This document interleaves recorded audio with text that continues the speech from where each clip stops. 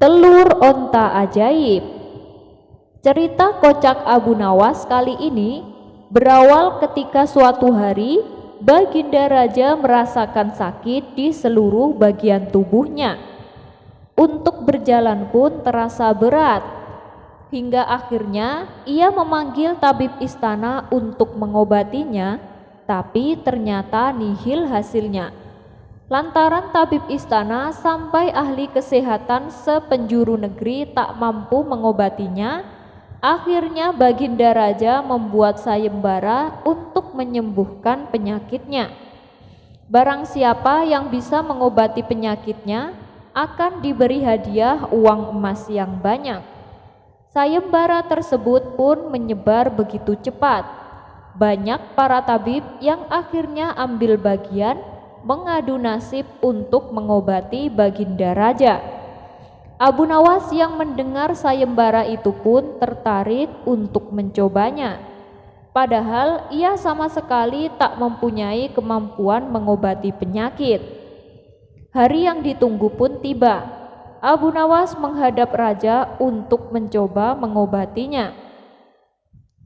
"Hei Abu Nawas, rupanya kau ikut juga sayembara yang kuadakan ini," kata Baginda Raja. "Benar Paduka yang mulia," jawab Abu Nawas. "Kamu kan bukan tabib. Apa kamu bisa mengobati penyakitku ini?" tanya Baginda Raja. "Hamba akan mencobanya Paduka. Hamba akan mencoba menerapkan cara-cara yang belum pernah dilakukan tabib lain," ucap Abu Nawas meyakinkan. Ia kemudian meminta Baginda Raja untuk menerangkan penyakit apa yang diderita agar bisa memberikan tindak lanjutnya. Baginda Raja pun menerangkan jika tubuhnya terasa nyeri, tangan dan kakinya terasa pegal-pegal. Setelah memeriksa, Abu Nawas tidak langsung mengobati. Ia meminta waktu 2 hari kepada Baginda Raja untuk meramu resep obat terbaik.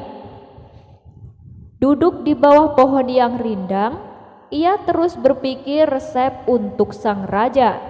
Maklum saja, Abu Nawas bukan tabib, sehingga bingung harus memberikan resep apa. Sambil duduk dan berpikir, dari kejauhan dia melihat seorang kakek tua yang masih sibuk sendirian memetik buah-buahan di kebun kurma. Abu Nawas yang heran langsung mendekati kakek tersebut. Setelah bercakap-cakap dengan kakek tersebut, Abu Nawas mendapat jawaban jika kakek itu menjadikan aktivitas memetik buah sebagai kesibukan. Jika tidak ada kesibukan, si kakek malah merasa badannya pegal-pegal. Dari pertemuan itu, Abu Nawas menemukan penyebab sakit Baginda Raja. Dan keesokan harinya, Abu Nawas menghadap Baginda Raja. "Abu Nawas, belum 2 hari loh ini, kamu sudah menghadapku. Mana obat untukku?" tanya Baginda Raja. "Maaf Paduka yang mulia, kali ini hamba datang belum membawa obat yang bisa Paduka minum, sebab obat yang bisa menyembuhkan Paduka itu hanyalah sebuah telur onta. Nah, Paduka harus mencari telur onta itu sendiri, karena jika tidak dicari sendiri maka khasiatnya akan hilang," terang Abu Nawas. Raja pun berpikir sejenak, yang akhirnya mengiyakan saran obat dari Abu Nawas. "Kalau itu yang kamu sarankan, baiklah, aku akan segera mencarinya," jawab Baginda Raja. Dengan sekuat tenaga, Baginda Raja mencoba mencari telur unta di pasar. Para pedagang pun heran, bukankah unta itu beranak, bukan bertelur? Tapi ya mereka tidak berani mengatakan hal itu, sebab yang mencari adalah Baginda Raja. Setelah berkeliling kota dan tak menemukan satupun penjual telur unta, Baginda Raja bertemu seorang nenek yang menjelaskan jika unta tidak bertelur tapi beranak. Raja lantas sadar jika ia dibohongi oleh Abu Nawas. Sesampainya di istana, Baginda Raja merasa kelelahan. Setelah perjuangan panjang mencari telur unta dengan berjalan, ia akhirnya tertidur pulas karena capek yang dideritanya. Dan pada keesokan harinya, ketika Baginda Raja bangun dari tidur dan amarah kepada Abu Nawas memenuhi pikiran sang raja, ia langsung menyuruh para pengawal untuk meminta Abu Nawas menghadapnya. Tak lama kemudian Abu Nawas pun datang. "Bagaimana Paduka yang mulia? Apakah Paduka telah menemukan telur unta yang hamba anjurkan?" tanya Abu Nawas setelah memberikan salam kedatangan. "Rupanya engkau telah mempermainkanku, Abu Nawas," ucap Baginda Raja dengan marah. "Maaf Paduka, apa yang Paduka maksud?" ujar Abu Nawas sedikit bingung. "Kamu menyuruhku mencari telur unta, padahal unta itu kan tidak bertelur, tapi beranak," terang Baginda Raja. Abu Nawas kemudian menceritakan pertemuannya dengan seorang kakek yang ada di kebun kurma, sampai memperoleh hikmah jika anggota badan yang tidak pernah digerakkan akan membuat orang itu sakit. Pengalaman itulah yang ingin diterapkan Abu Nawas kepada Baginda Raja supaya tidak hanya memerintah tetapi juga bergerak. "Oh, itu Paduka? Tentu saja Paduka tidak akan menemukan telur unta, sebab ya tidak akan mungkin ada unta yang bertelur. Tapi Paduka, bukankah Paduka sekarang sudah merasa lebih enakan?" tanya Abu Nawas setelah memberikan penjelasan.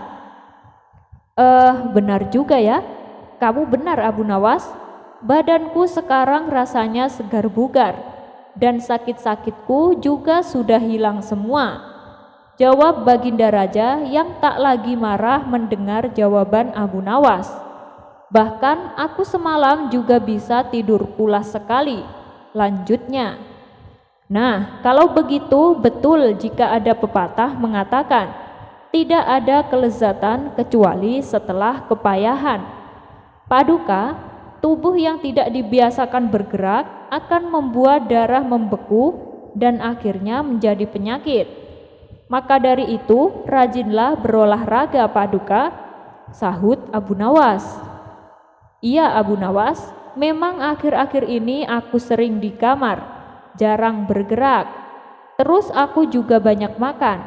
Mungkin ini yang menyebabkan aku sakit," kata sang Raja Harun ar-Rasyid.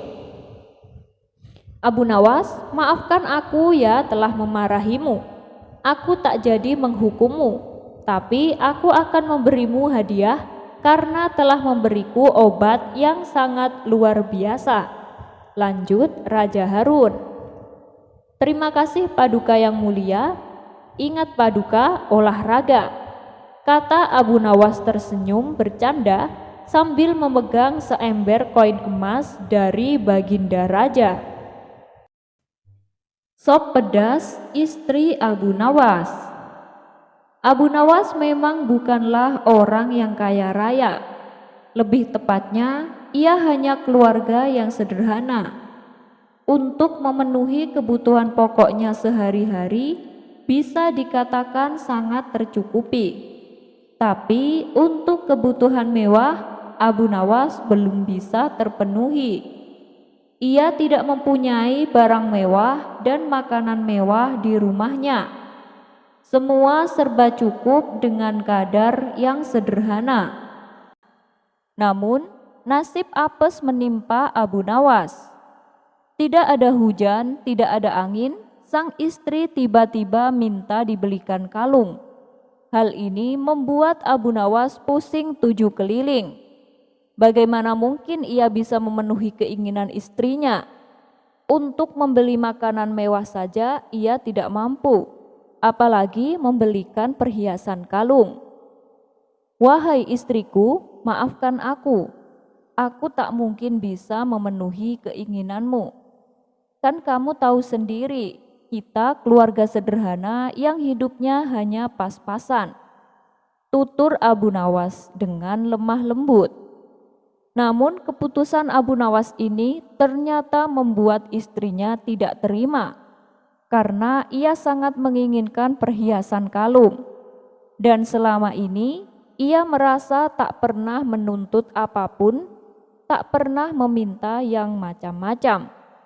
Ia hanya ingin kali ini saja permintaannya dituruti. Entah bagaimana caranya, pokoknya ia ingin dibelikan kalung. Tapi lagi-lagi Abu Nawas tak berani mengiyakan. Ia hanya meminta istrinya supaya bersyukur dengan apa yang ada. Marahlah istri Abu Nawas. Ia terus ngomel dan memarahi suaminya. Tak tahan dengan omelan sang istri, Abu Nawas lalu pergi meninggalkan rumah. Istrinya yang masih marah kepada Abu Nawas berniat membalas dengan memasak sop yang sangat pedas. Saat malam tiba, Abu Nawas pun pulang. Sang istri pura-pura tersenyum hangat menyambut kedatangannya. Abu Nawas lalu diajaknya duduk di meja makan. Kemudian sang istri menghidangkan sop yang pedas tersebut. Melihat sikap istrinya yang sudah tidak marah lagi, Abu Nawas tersenyum ceria. "Kamu memang istri yang solehah," puji Abu Nawas. Tapi sungguh malang, sang istri lupa dengan jebakannya sendiri. Ia menyendok sop pedas itu ke dalam piringnya dan memakannya. Air mata pun meleleh di kedua pipinya karena rasa pedas yang luar biasa. Abu Nawas seketika itu kaget dan heran melihat istrinya tiba-tiba menangis sesenggukan. "Kenapa kamu menangis, wahai istriku?" tanya Abu Nawas khawatir. Dengan mengusap air matanya yang menetes di pipi, sang istri menjawab, "Dulu almarhum ibu sangat menyukai masakan sop ini. Setiap kali aku makan sop seperti ini, aku menjadi teringat almarhum ibu.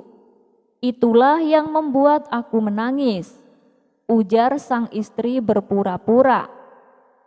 "Sudahlah wahai istriku, ibumu itu orang yang baik. Insya Allah ia meninggal dalam keadaan husnul khotimah," balas Abu Nawas menenangkan istrinya. Kini giliran Abu Nawas yang memakan sop pedas itu. Betapa terkejutnya ia, ternyata sop yang ia makan pedasnya bukan main. Dua mata Abu Nawas langsung meneteskan air mata tanpa henti. Bahkan air matanya lebih banyak dari sang istri. Tak mau kalah dengan sandiwara istrinya, Abu Nawas meluapkan rasa pedasnya dengan menangis terisak-isak. "Kenapa kamu menangis, wahai suamiku?" tanya sang istri heran. "Aku juga teringat almarhum ibumu. Kenapa ia meninggalkanmu tanpa mengajak dirimu?" jawab Abu Nawas.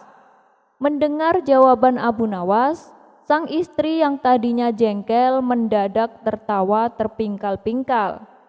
Keduanya akhirnya rukun dan mesra kembali.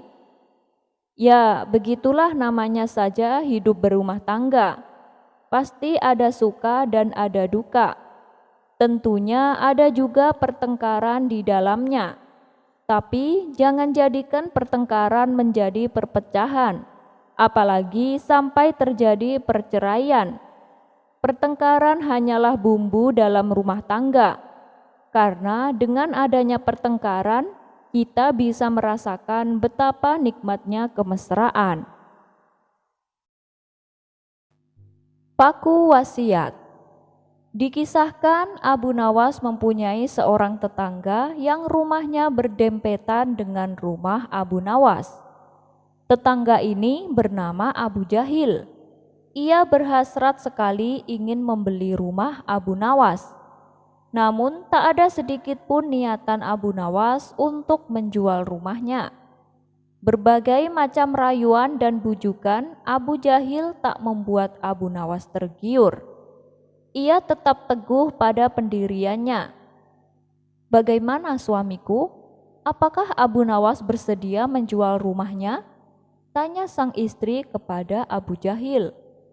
"Sepertinya dia tidak akan menjualnya, padahal sudah aku tawar dengan harga tinggi, tapi dia tidak tergiur," jawab Abu Jahil. "Wahai suamiku, kita harus bisa mendapatkan rumah Abu Nawas, entah dengan cara apapun, supaya rumah kita menjadi besar dan luas," ucap sang istri. Setelah berpikir agak lama, akhirnya Abu Jahil mendapatkan ide yang super jahat. "Wahai istriku, kita bikin supaya Abu Nawas tidak betah tinggal di sini. Dengan begitu, dia pasti akan menjual rumahnya," usul Abu Jahil. "Bagaimana caranya?" tanya sang istri penasaran. "Kita kerjain saja Abu Nawas setiap hari," jawab Abu Jahil. Mulai sejak saat itu, mereka suka membuat kesal Abu Nawas terus-menerus. Ia menimbulkan percekcokan. Pernah suatu hari ketika Abu Nawas hendak pulang ke rumah, ia berjalan melewati rumah Abu Jahil. Tiba-tiba diguyur seember air oleh Abu Jahil. Sontak saja hal ini membuat Abu Nawas marah. "Kamu benar-benar keterlaluan, Abu Jahil," kata Abu Nawas penuh emosi. Akibatnya terjadilah pertengkaran sengit antara Abu Jahil dan Abu Nawas. Mendengar ada kegaduhan, para tetangga pun segera datang untuk melerai mereka. "Lihatlah yang dilakukan Abu Jahil," teriak Abu Nawas dalam kondisi basah kuyup. "Sabar Abu Nawas, sabar, jangan terbawa emosi. Mungkin Abu Jahil melakukan itu tanpa sengaja," ujar salah satu tetangganya. "Kalian selalu saja membelanya. Setiap kali dia berbuat jahat kepadaku, kalian menganggapnya tidak sengaja. Lalu apa maksudnya?" ucap Abu Nawas sangat kesal. Karena kecewa, akhirnya Abu Nawas langsung masuk ke dalam rumah. Setibanya di rumah, ia duduk di kursi dan termenung. "Aku sudah tidak betah tinggal di sini. Setiap hari Abu Jahil membuatku kesal. Kalau diladenin, pasti ujung-ujungnya selalu ribut. Tidak ada jalan lain kecuali aku menjual rumah ini dan membeli rumah lagi di tempat lain," pikir Abu Nawas. Hari berikutnya, Abu Nawas mengumumkan kepada para tetangga dan kawan-kawannya bahwa dia berniat menjual rumahnya dan menjauh dari tetangganya itu. Beberapa orang dari mereka menasihati, "Menjual rumah itu rugi Abu Nawas, carilah solusi lain." Namun Abu Nawas tetap bertekad menjual rumahnya karena dia ingin hidup tenang. Kabar tentang akan dijualnya rumah Abu Nawas sampai juga ke telinga Abu Jahil. "Wahai istriku, ada kabar gembira. Akhirnya Abu Nawas bersedia menjual rumahnya. Kita harus segera membelinya sebelum keduluan orang lain. Rencanaku ternyata berhasil," kata Abu Jahil kegirangan. "Tapi apa mungkin Abu Nawas mau menjualnya kepada kita?" tanya sang istri. "Itu soal gampang. Kita turuti saja berapa harga permintaannya. Nanti kita tambahin," ujar Abu Jahil. "Ya sudah, pergilah dan temui Abu Nawas. Minta maaf kepadanya dan tambahkan penyesalanmu. Lalu mintalah dia untuk menjual rumahnya kepadamu," saran sang istri.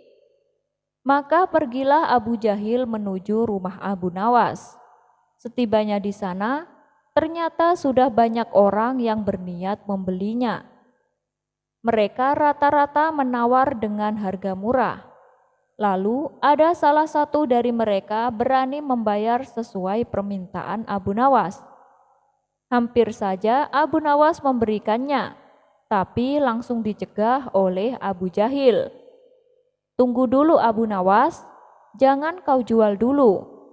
Aku tahu selama ini aku selalu membuatmu kesal. Aku sungguh-sungguh minta maaf. Aku tak menyangka kau akan sampai menjual rumahmu. Aku turut menyesal Abu Nawas," ucap Abu Jahil pura-pura sedih. "Bila engkau berkenan menjual rumahmu kepadaku, aku akan membelinya sesuai harga permintaanmu," rayu Abu Jahil. Sejenak Abu Nawas terdiam. "Tapi aku akan menjualnya dengan harga mahal Abu Jahil," ujar Abu Nawas. "Sudah, katakan kepadaku Abu Nawas, berapa harga yang kau minta? Aku akan menambahinya," balas Abu Jahil. "Baiklah, aku akan menjualnya kepadamu, tapi ada syaratnya," ucap Abu Nawas. "Utarakan saja kepadaku apa syaratnya?" tanya Abu Jahil. "Jadi gini, di rumahku ini ada sebuah paku wasiat yang sangat berharga. Aku tidak akan memindahkannya apalagi sampai menjualnya, karena paku tersebut adalah warisan dari ayahku, dan ayahku mendapatkannya dari warisan kakekku. Paku itu begitu dibanggakan oleh kakek dan ayahku, sampai-sampai mereka berdua berwasiat kepadaku agar tidak boleh melalaikannya," tutur Abu Nawas menjelaskan. Semua orang yang hadir heran dan bertanya, "Sebuah paku? Apa kami tidak salah dengar Abu Nawas?" Dengan percaya diri Abu Nawas kembali berkata, "Iya benar, sebuah paku, tapi itu bukan sembarang paku. Paku tersebut adalah paku warisan yang harus aku jaga. Aku bersedia menjual rumah asalkan paku tersebut tetap di tempatnya. Dengan demikian, kapan saja aku berhak melihat dan memastikan keberadaannya." Mendengar persyaratan tersebut, Abu Jahil tidak keberatan.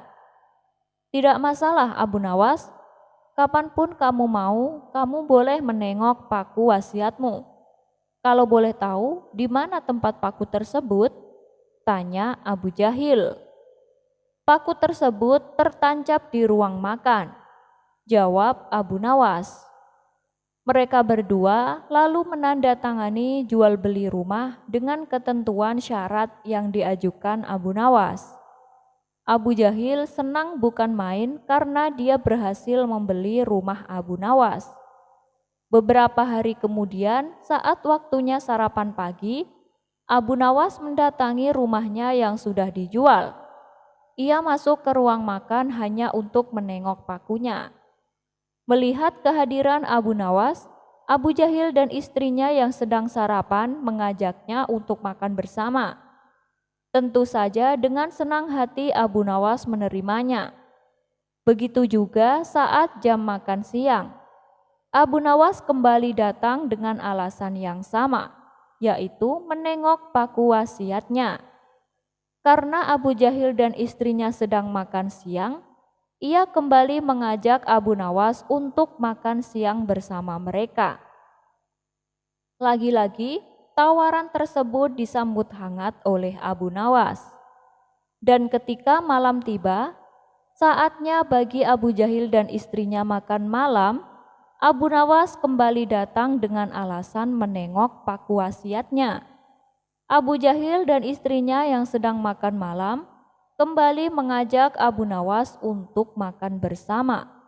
Begitulah seterusnya hampir setiap hari. Abu Nawas datang ketika saat waktunya makan. Hal ini lama-lama membuat Abu Jahil dan istrinya merasa terganggu. Tapi mereka tak berani melarangnya, sebab mereka telah menyepakati perjanjian tersebut saat membeli rumah Abu Nawas. Bahkan setiap Abu Jahil dan istrinya akan tidur malam, mereka selalu diganggu oleh kedatangan Abu Nawas. Akhirnya Abu Jahil tak tahan dengan kelakuan Abu Nawas. Kemarahannya ia lampiaskan kepada istrinya, sehingga terjadilah pertengkaran antara Abu Jahil dan sang istri. Abu Jahil pun merasa menyesal telah membeli rumah Abu Nawas. Esok harinya, ketika Abu Nawas datang, Abu Jahil berkata, "Abu Nawas, silahkan kamu beli kembali rumahmu ini. Aku sudah tidak tahan dengan kelakuanmu." Abu Nawas pun menjawab, "Dengar ya Abu Jahil, pantang bagiku untuk membeli sesuatu yang sudah aku jual." Abu Jahil lalu mencoba menawarkannya kepada orang lain, tapi tidak satu pun yang bersedia karena mereka tahu resikonya. Terpaksa Abu Jahil mengembalikan rumahnya kepada Abu Nawas tanpa meminta ganti uang sepeser pun. Abu Nawas menjadi raja. Dikisahkan di negeri seberang terdapat kerajaan yang aman, adil, makmur, dan sentosa karena dipimpin oleh raja yang bijaksana. Sang raja sudah memimpin kerajaan sejak usia muda hingga sekarang di masa tua belum pernah digantikan oleh siapapun, dan rakyatnya tak pernah keberatan karena sang raja memerintahkan kerajaan dengan cukup adil. Suatu kali sang raja merasa jenuh. Ia ingin beristirahat menjadi raja selama setahun. Namun uniknya, ia tak menyerahkan posisi raja kepada anak keturunannya, tetapi malah mengadakan sayembara untuk mencari sosok yang pantas menggantikannya menjadi raja. Disebarlah ke seluruh negeri bahwa raja akan mencari pengganti. Siapapun boleh menjadi raja, dari rakyat jelata sampai kaum bangsawan. Tapi ada dua syarat yang harus dijalani. Syarat pertama, dia akan dijadikan raja selama setahun. Syarat kedua, setelah menjadi raja selama setahun, maka ia harus disingkirkan di hutan belantara yang dihuni oleh ribuan binatang buas. Syarat pertama tentu saja bukan masalah besar, justru merupakan suatu keberuntungan. Siapa sih yang tidak mau menjadi raja dengan segala kekuasaan dan kemewahan yang akan didapatkan? Namun syarat kedua membuat orang-orang yang berhasrat menjadi raja akan berpikir dua kali. Karena semua orang tahu seperti apa hutan belantara, hutan rimba liar yang penuh dengan hewan buas. Apapun yang dibuang ke sana sama saja dengan bunuh diri. Dan karena itulah belum ada yang mengajukan diri menjadi raja. Akhirnya suatu hari datang seorang pemuda yang menyatakan kesanggupannya menjadi raja dan menerima dua syarat tersebut. Pemuda ini sebenarnya adalah pemuda biasa yang ingin merasakan bagaimana nikmatnya menjadi raja. Karena selama ini ia hidup pas-pasan.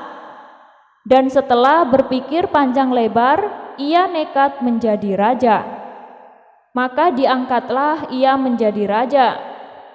Dan mulai saat itu, ia mendapatkan pelayanan layaknya seorang raja. Harta yang berlimpah, wanita cantik, makan dan minuman enak, serta fasilitas mewah lainnya. Tapi sayang, ketakutannya akan kematian membuatnya tak bisa menikmati semua itu. 3 bulan pertama, ia mulai gelisah karena umurnya tinggal 9 bulan lagi. 3 bulan kedua, ia makin tak tenang. Makan tak enak, tidur tak nyenyak. 3 bulan ketiga, ia mulai menyesali keputusannya menjadi raja. Dan 3 bulan terakhir, ia mulai stres berat karena hidupnya tinggal beberapa bulan lagi.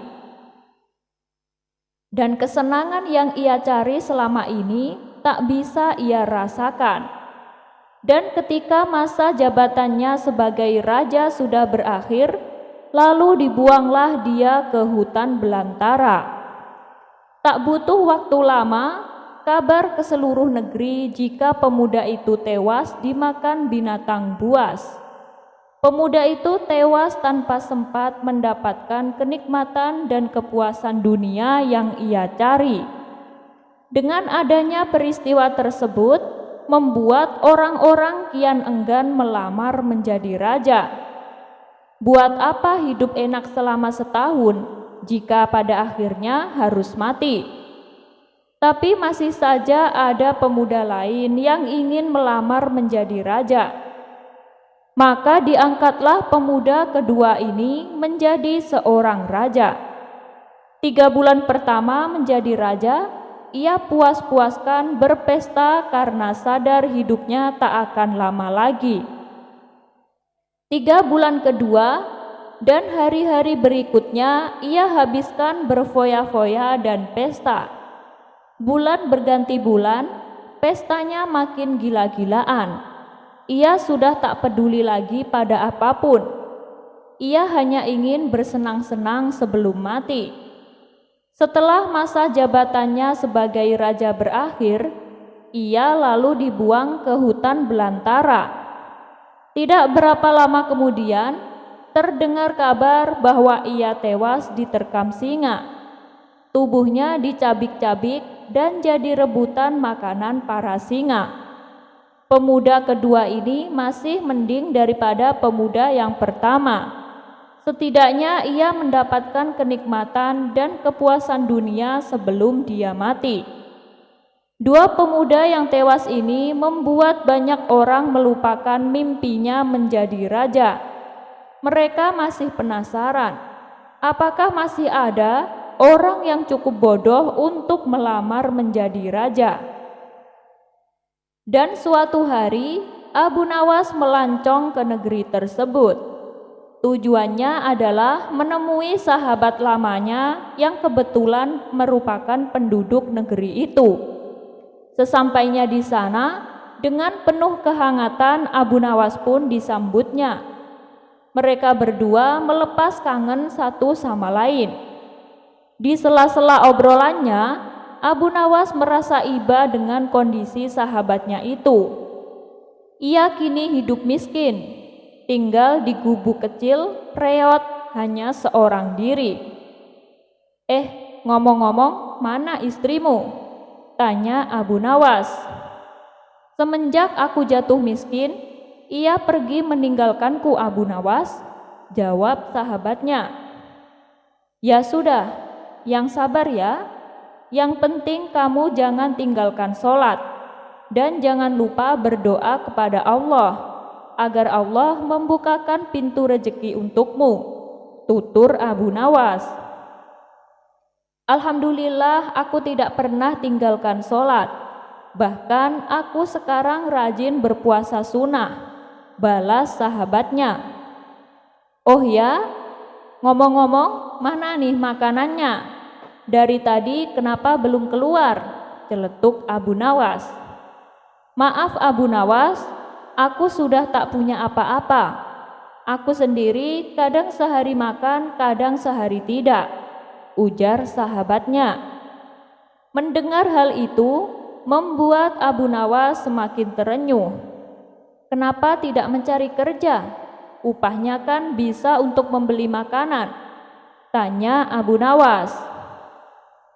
Setiap hari aku sudah keluar untuk mencari pekerjaan, tapi belum juga aku dapatkan. Ya mungkin belum rezekiku, jawab sahabatnya. Kalau mau nekat sih sebenarnya aku bisa. Bahkan aku bisa menjadi raja dan kaya raya. Tapi itu hanya sementara. Setelah itu aku akan mati diterkam binatang buas di hutan belantara, kata sahabatnya melanjutkan. Menjadi raja? Maksudmu bagaimana? Tanya Abu Nawas heran.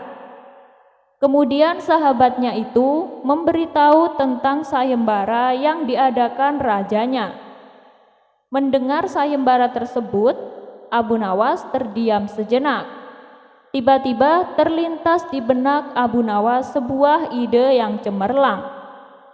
"Kamu ingin hidup kaya? Aku akan membantumu. Sekarang juga antarkan aku ke hadapan rajamu. Aku mau mendaftar menjadi raja," ucap Abu Nawas. "Kamu gila ya? Jangan Abu Nawas, itu sama saja dengan bunuh diri," cegah sahabatnya. "Sudahlah, turuti saja perkataanku," timpal Abu Nawas. Maka diantarlah Abu Nawas ke istana untuk menemui sang raja. "Ada perlu apa kalian datang kemari?" tanya sang raja. "Maaf Tuan Raja, saya Abu Nawas dari negeri seberang, ingin mendaftar menjadi raja." "Itu pun kalau Tuan Raja mengizinkan," ucap Abu Nawas. "Oh, tentu saja boleh. Siapapun dipersilahkan menjadi raja. Tapi ada 2 syarat yang harus dijalani," ujar sang raja. "Saya siap Paduka Yang Mulia, tapi saya minta satu permintaan. Izinkan sahabatku ini menjadi pengawal pribadiku," kata Abu Nawas sambil menunjuk sahabatnya yang berdiri di sampingnya.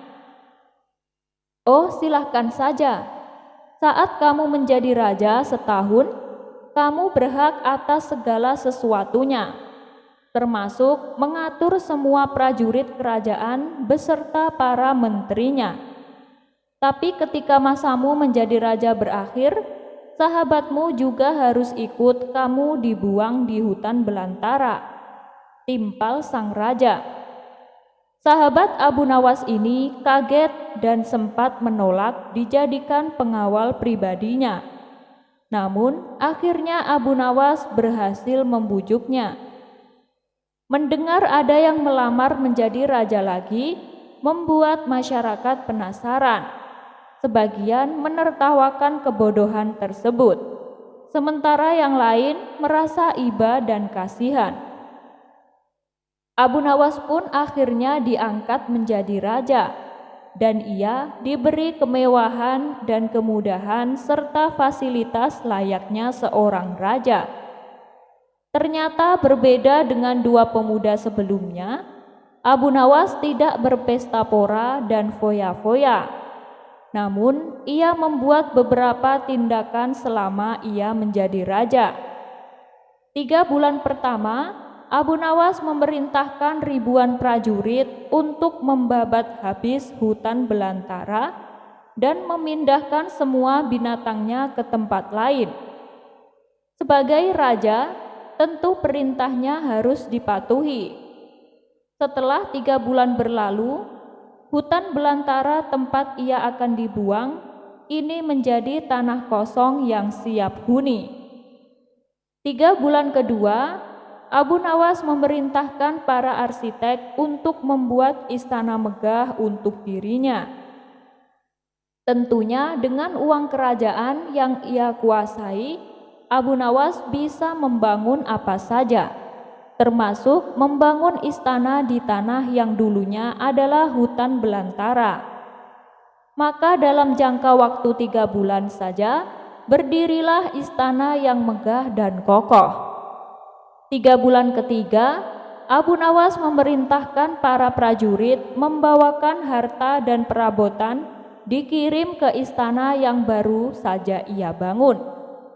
3 bulan terakhir, Abu Nawas menawarkan kepada masyarakat siapa saja yang mau pindah di wilayah istananya akan diberi rumah dan modal uang untuk berdagang. Kesempatan tersebut tidak disia-siakan warga. Ratusan orang mendaftarkan diri untuk pindah di sekitaran istana Abu Nawas. Selama 3 bulan terakhir, tempat yang tadinya hutan belantara kini berubah menjadi pemukiman penduduk. Bahkan di sana Abu Nawas mempunyai istana dengan dipenuhi harta kekayaan. Dan akhirnya habislah masa jabatan Abu Nawas sebagai raja. Dan sesuai perjanjian, Abu Nawas dan sahabatnya dibuang ke hutan belantara yang kini kebetulan sudah menjadi pemukiman penduduk. Sesampainya di sana, Abu Nawas dan sahabatnya memasuki istana barunya. "Ini semua untukmu. Kamu sekarang sudah menjadi orang kaya, tapi jangan lupa untuk bersedekah," tutur Abu Nawas. Sahabatnya itu terkejut bukan main. Ia langsung merangkul Abu Nawas dan mengucapkan terima kasih. Akhirnya Abu Nawas pun pamit pulang kembali ke kampung halamannya.